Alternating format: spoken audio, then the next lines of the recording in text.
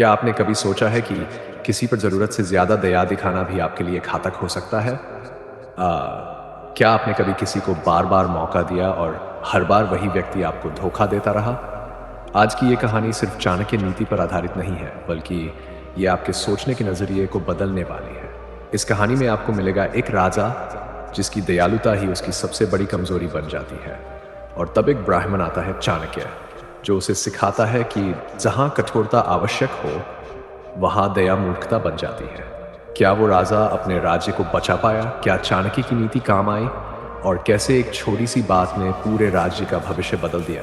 जानने के लिए पूरी कहानी जरूर पढ़िए। राजा रत्नसेन अपनी दया और न्यायप्रियता के लिए पूरे भारतवर्ष में प्रसिद्ध था। उसका दरबार हर किसी के लिए खुला था, खुला था, अपराधी हो या आम नागरिक। एक कमजोरी थी, वह हर किसी को बार बार माफ कर देता था, चाहे अपराध कितना भी बड़ा क्यों न हो। उसका यह स्वभाव न केवल अपराधियों को साहस देता जा रहा था, बल्कि सीमावर्ती राज्यों के राजा भी उसे कमजोर समझने लगे थे।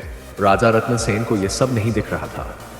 वह समझता था कि दयालुता ही सबसे बड़ा धर्म है। एक दिन एक अपराधी धनराज को दरबार में लाया गया।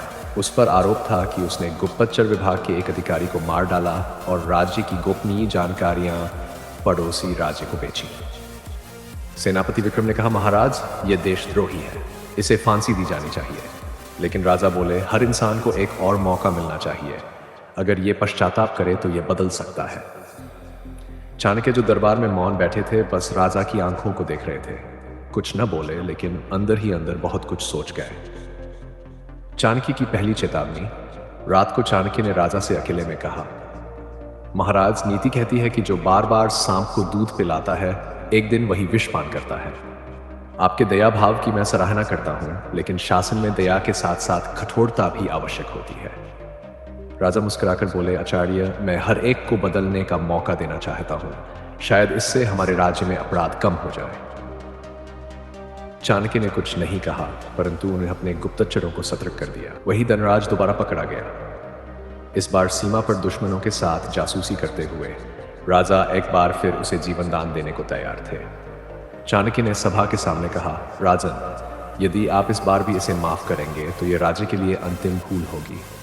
नीति कहती है, अत्यंत दयालु राजा स्वयं नाशन प्राप्त होती, अर्थात जो राजा अत्यधिक दया करता है वो स्वयं अपना विनाश बुलाता है। राजा दुविधा में थे, लेकिन उन्होंने चाणक्य की बात अनसुनी कर दी। 3 सप्ताह बाद शत्रु राज्य मालव ने अचानक हमला कर दिया। राजा रत्नसेन की फौज को पहले ही उनका युद्ध कौशल नहीं पता था, और चौंकाने वाली बात यह थी कि दुश्मन को राज्य के सारे सैनिक ठिकानों की सटीक जानकारी थी। दरअसल यह सब धनराज ने ही दिया था, जिसे राजा ने 2 बार माफ किया था। लड़ाई में राज्य का बड़ा हिस्सा लुट गया। राजा गहरे सदमे में चले गए। सेनापति विक्रम शहीद हो गए। राजधानी पर भी खतरा मंडराने लगा। चाणक्य ने आपात सभा बुलाई। उन्होंने एक पंक्ति कही जिसे आज भी नीति का मूल समझा जाता है, शासन वह नहीं जो सबको खुश करे, शासन वह है जो राष्ट्र को सुरक्षित रखे। उन्होंने राजा से कहा, आपका हृदय कोमल है, पर शासन को कोमलता से नहीं चलाया जाता। यदि अपराध को दया मिलेगी तो न्याय मरेगा, और जहां न्याय मरता है वहां राष्ट्र का पतन निश्चित है। राजा की आंखें भर आईं। उन्होंने पहली बार चाणक्य की बातों को गंभीरता से लिया। राजा ने तीसरी बार जब धनराज पकड़ा गया तो बिना देरी उसे मृत्युदंड दिया गया। राज्य में नया कानून बना, देशद्रोह और जासूसी पर माफी नहीं मिलेगी, चाहे कोई कितना भी पछताए। राजा अब दयालु थे, लेकिन नीति और सुरक्षा को प्राथमिकता देने लगे। राज्य पुनः समृद्ध हुआ। अंतिम शिक्षा, चाणक्य नीति का गूढ़ रहस्य। चाणक्य ने अंतिम प्रवचन में कहा, दयालु होना अच्छा है, परंतु मूर्खतापूर्ण दया विनाश का द्वार है।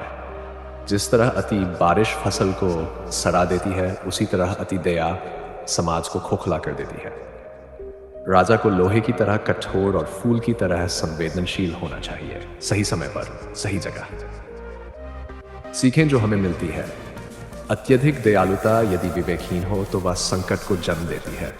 अपराध और विश्वासघात को माफ करना उन्हें आमंत्रण देना है। सच्चा नेता वह होता है जो हृदय और नीति दोनों का संतुलन जानता है। अगर आपको यह कहानी पसंद आई हो तो इसे अपने दोस्तों के साथ जरूर साझा करें। धन्यवाद दोस्तों, मिलते हैं अगली प्रेरणादायक कहानी में केवल वी इंस्पायर्ड चैनल पर। अगर आप चाहें, मैं इस पर एक